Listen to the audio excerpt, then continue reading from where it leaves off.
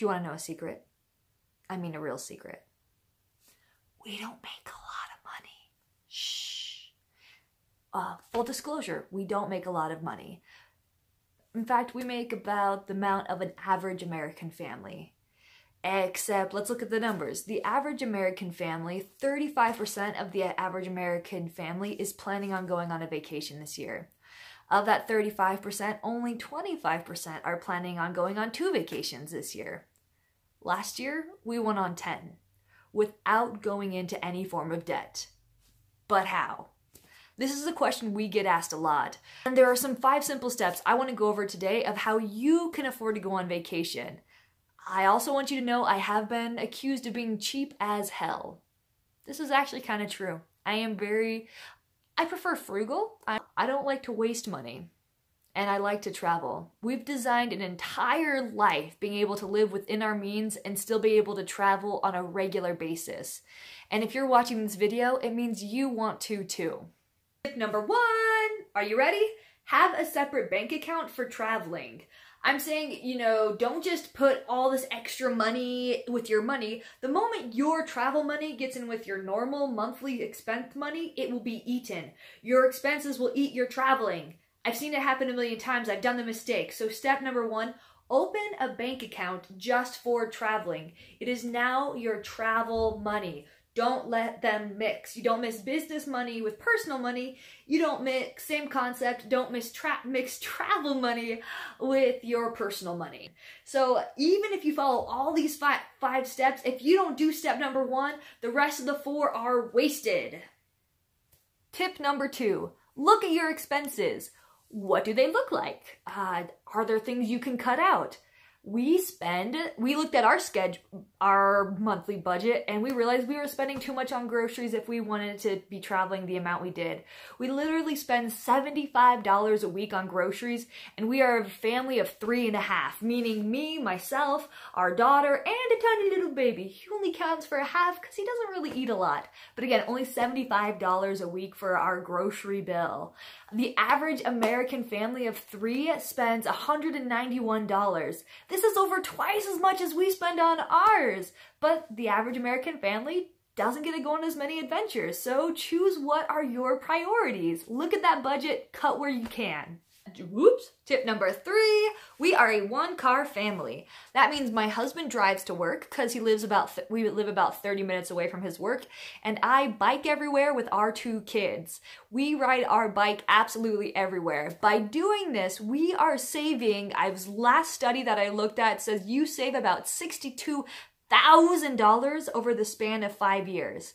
$62,000! Think of that. How many trips does that equal? You could go around the world and back again every single year on that. Oh my gosh.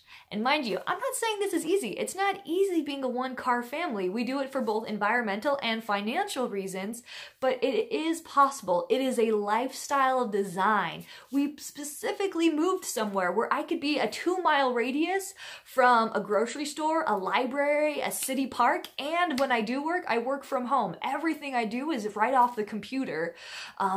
So think about it. Is it worth saving $62,000 every 5 years to you to have a 1-car family? For a lot of people, it's not. For us, it really works and it's really worth it. And not to mention, keeps you in really good shape, which I happen to like a lot as well. The 4th tip, again, very specific. Do you have an extra storage room in your house? Do you have an extra bedroom that's not really doing anything? We have a 5-bedroom home, but there's only 4 people in our family, including me and my husband, so we only need 1 room. Our kids only take up 2 other rooms, so that means 3 bedrooms are regularly in use, which leaves us with 2 extra bedrooms. It'd be so easy to fill them up and make something else, but we've decided to rent out a room. Our tenant is absolutely wonderful. I love her. We even go to protests together, and we just have a great time. But this is a way we've decided to make some extra money. It brings in about an extra $420,000, not 20,000, woof, an extra $420 a month. I'm giving you exact numbers so you don't have unrealistic expectations. Some places you can charge more. We happen to live in a small town where rent is pretty low. So think about it. Is it worth saving up the extra money. With this money, don't rely on it for your day-to-day expenses. Put it directly into that travel fund so you can have a great time with it. Again, if you put it in your normal bank account, you'll eat it. So put it in the travel fund, of course, maybe taking out a little bit planning for tax season. Last tip, almost there. Tip number 5. Airbnb! I told you we have a 5-bedroom house. 1 is being rented, 3 we are using. That means our last room is Airbnb. We have wonderful guests come with us from all over the world. It's so fun to get to know so many different cultures, all from just the comfort of our own house.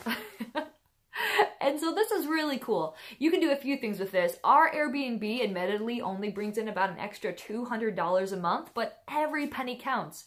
What we actually like to do with that money is we keep it in our Airbnb account so we don't pull it off. So every time we go traveling, our Airbnb, it stays in our Airbnb account and we get credits. So when we stay out of town, we can use those credits directly towards staying at other people's Airbnb.